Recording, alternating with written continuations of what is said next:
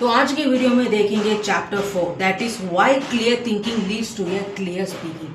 Most people believe करते हैं कि क्लियर स्पीकिंग के लिए उन्हें वोकैबुलरी, कॉन्फिडेंस एंड फ्लुएंसी में काम करना होगा। इसलिए वो अज्यूम कर लेते हैं कि अगर वो बेटर वर्ड्स लर्न कर लेंगे, प्रोनाउंसिएशन को प्रैक्टिस कर लेंगे या बार बार बातें करेंगे तो उनका कम्युनिकेशन स्किल्स इंप्रूव हो सकते हैं।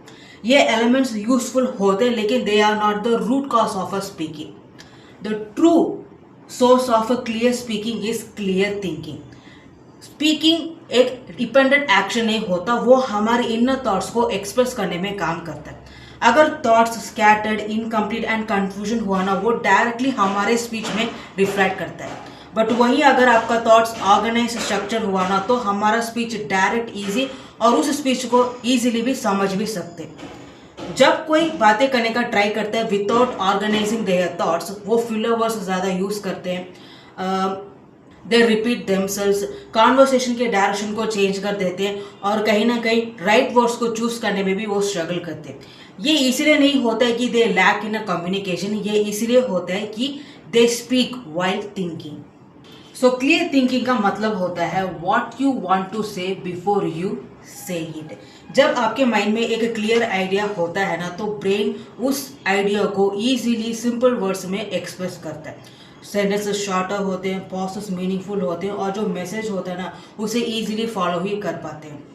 But clear thinking logical order में होना बहुत ही ज़रूरी है, क्योंकि हमारे माइंड में इमोशंस, मेमोरीज और ओपिनियन से भरे हुए होते हैं।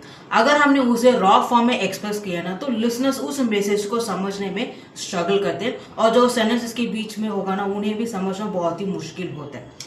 तो अगर आप मेंटली उस सेंटेंसेस को अरेंज करेंगे इन अ सिंपल सीक्वेंसेस में, that is what happens first, what happens next and what it means, तो स्पीच जो है वो स्ट्रक्चर वे में होगा और समझ भी आएगा जो भी आप बोल रहे हैं।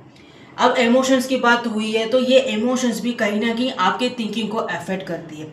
मतलब जब कोई पर्सन एंग्शियस, नर्वस या एक्साइटेड होता है तो उस वक्त थॉट्स रश अप होते हैं।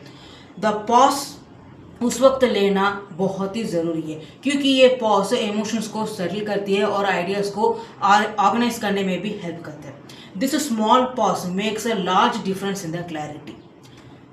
Clear thinking reduces a fear of forgetting what to say. मतलब कि अगर आपके माइंड में क्लियर आइडिया है ना, तो आपको हर वर्ड मेमोराइज करने की ज़रूरत नहीं होती।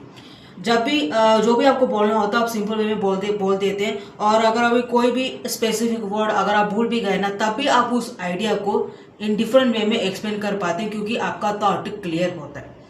एक और एक्सेप्ट ये भी होता है कि क्लियर थिंकिंग इम्प्रूव्स लिसनिंग। मतलब अगर आपके माइंड में नेक्स्ट सेंटेंस क्या बोलना है उस पर ध्यान देने के बजाय सामने वाले जो बोल रहे हैं उसमें होना, तो आपके रिस्पॉन्सेस बेटर होते हैं और जो दोनों के बीच का जो कॉन्वर्सेशन होता है ना, वो बैलेंस एंड मीनिंगफुल होता है। इन एवरीडे कम्युनिकेशन में लोग सोचते हैं कि अगर मुझे अपना कम्युनिकेशन स्किल्स इंप्रूव करना है तो मुझे सिर्फ प्रैक्टिस करना होगा, which is a good thing. एक तरह से देखा जाए ये सही भी है, लेकिन अगर आपको इफेक्टिव कम्युनिकेटर बनना है ना, तो आपको एक और चीज़ प्रैक्टिस करना होगा, वो है कि क्लियर थिंकिंग।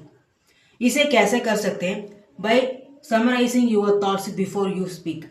अपने आइडियाज़ को ऑर्गेनाइज कीजिए इनटू सिंपल पॉइंट्स और एक ही मैसेज पर फोकस कीजिए एट दैट टाइम। जितना ज़्यादा आपका थॉट्स एंड थिंकिंग क्लियर होगा ना, उतना ज़्यादा ही आपका कम्युनिकेशन भी क्लियर होगा और क्लैरिटी भी होगा। सो इन द एंड, अगर आपका थॉट्स ऑर्गेनाइज्ड, फोकस्ड एंड काम हुआ ना, तो वो सारी चीज़ें आपके स्पीच में रिफ्लेक्ट होने लगते हैं। जब आप स्ट्रक्चर्ड एंड सिंपल वे में सोचने लगते हैं ना, तो कोई भी क्लैरिटी में अपना कम्युनिकेशन स्किल्स इंप्रूव कर सकता है।